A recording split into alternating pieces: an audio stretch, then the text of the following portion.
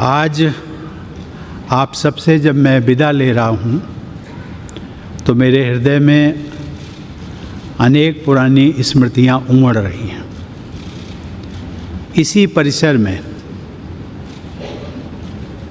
जिसे सामान्यतया central hall के रूप में जाना जाता है, बरसों तक एक सांसद के रूप में मैंने ना जाने कितने सहयोगी सांसदों के साथ यादगार पल बिताए। 5 साल पहले इसी सेंट्रल हॉल में मैंने राष्ट्रपति के पद की शपथ ली थी। सांसद होने के नाते आप सभी का इस लोकतंत्र के मंदिर में एक प्रतिष्ठित स्थान है और मेरे हृदय में भी आप सबके लिए एक विशेष स्थान है और सदैव बना रहेगा।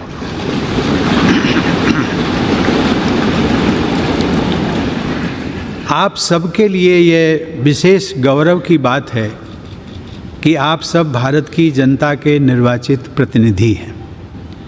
भारत की जनता ने आप सबके माध्यम से मुझे राष्ट्रपति के रूप में चुनकर देश की सेवा करने का अवसर प्रदान किया। इसके लिए मैं देशवासियों का सदैव आभारी रहूँगा।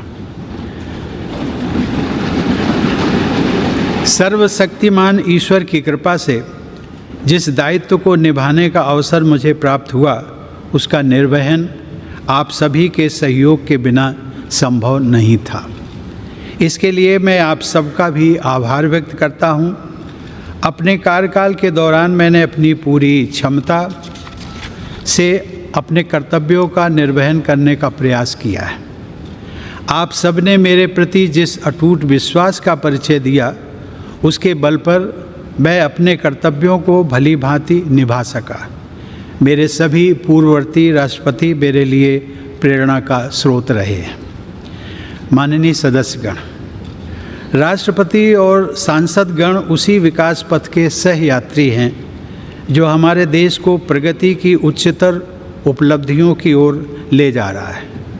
इस पथ को प्रशस्त करने वाली महान विभूतियों ने हमारे संविधान की रचना करके हमारी लोकतांत्रिक व्यवस्था की नींव रखी।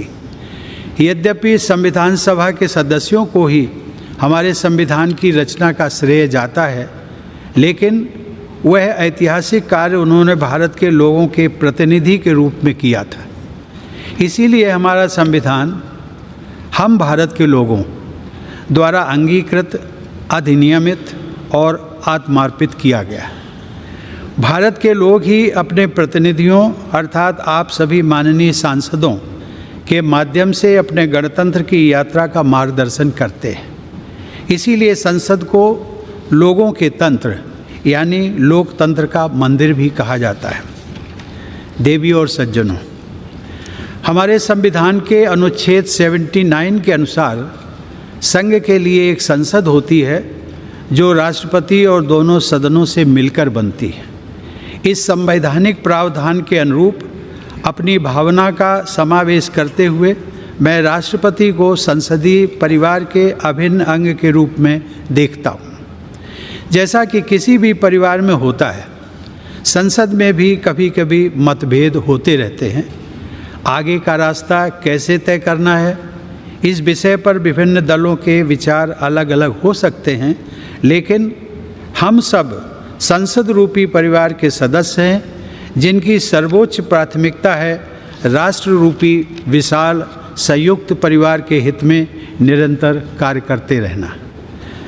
राजनीतिक प्रक्रियाएं राजनीतिक दलों के अपने तंत्रों के माध्यम से संचालित होती हैं, लेकिन पार्टियों को दलगत राजनीति से ऊपर उठना चाहिए और राष्ट्र सर्वोपरि की भावना से यह विचार करना चाहिए कि देशवासियों के विकास और कल्याण के लिए कौन कौन से कार्य आवश्यक हैं।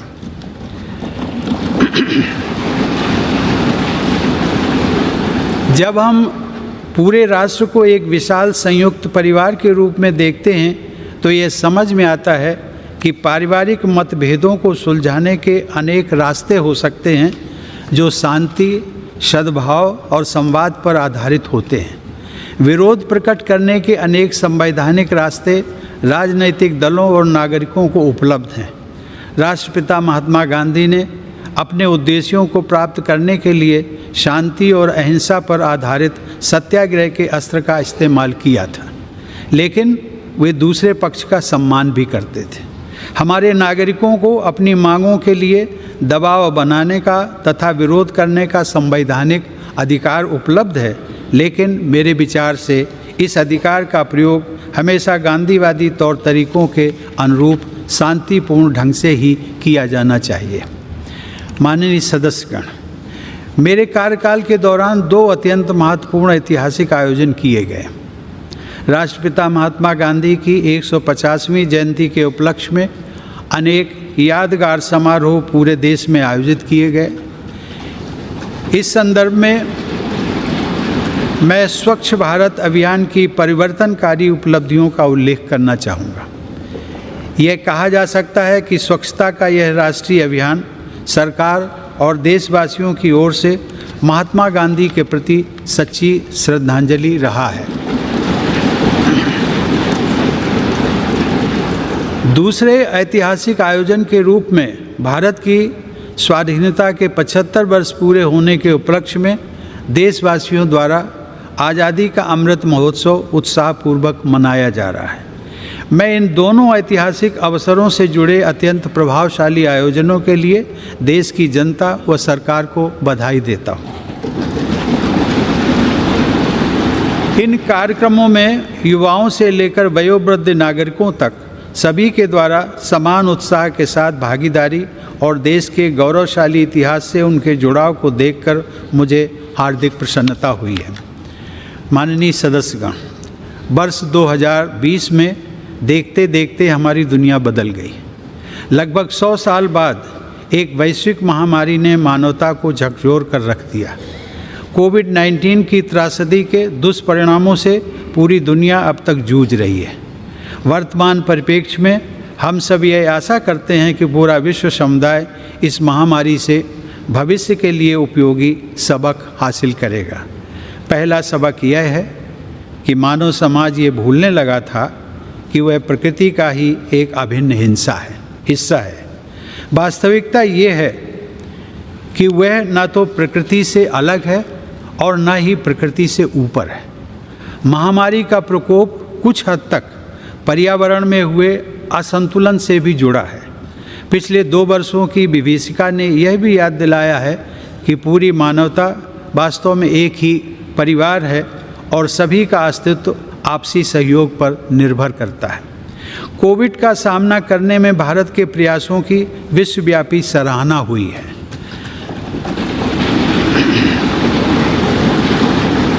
सबके प्रयास से हमने केवल 18 महीने में ही 200 करोड़ वैक्सीन लगाने का लक्ष्य प्राप्त किया है। कोरोना काल में हमने 80 करोड़ लोगों को मुफ्त राशन भी पहुंचाया। यदि हम अपनी नीतियों के निर्धारण में इस वैश्विक महामारी से प्राप्त शिक्षाओं को अपनाते हैं तो मुझे लगता है कि भविष्य में किसी गंभीर आपदा के आने पर उसका सामना हम अधिक दक्षता और आत्मविश्वास के साथ कर सकेंगे। जलवायु परिवर्तन अब वाद विवाद का विषय नहीं रह गया है, बल्कि इसके परिणाम हमारे जीवन को सीधे सीधे प्रभावित करने लगे हैं। प्रकृति के प्रति सम्मान का भाव तथा मानवता की साझा नियति में विश्वास पर्यावरण की रक्षा करने में हमारी मदद कर सकता है। इस संदर्भ में ग्लोबल क्लाइमेट एक्शन में भारत की अग्रणी भूमिका तथा ऊर्जा के वैकल्पिक स्रोतों को बढ़ावा देने की पहल विशेष रूप से सराहनीय है।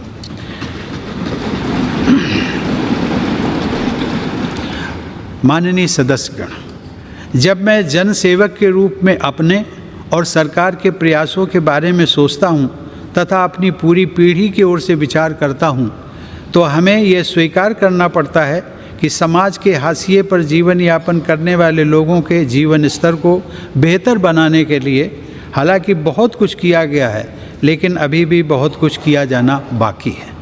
हमारा देश धीरे धीरे ही सही लेकिन सधे हुए कदमों से डॉक्टर अंबेडकर के सपनों को साकार करने की दिशा में आगे बढ़ रहा है। मैं मिट्टी से बने एक कच्चे घर में पला बढ़ा हूँ। लेकिन अब ऐसे बच्चों की संख्या बहुत कम हो गई है जिन्हें आज भी उन कच्चे घरों में रहना पड़ता है जिनमें छत से पानी टपक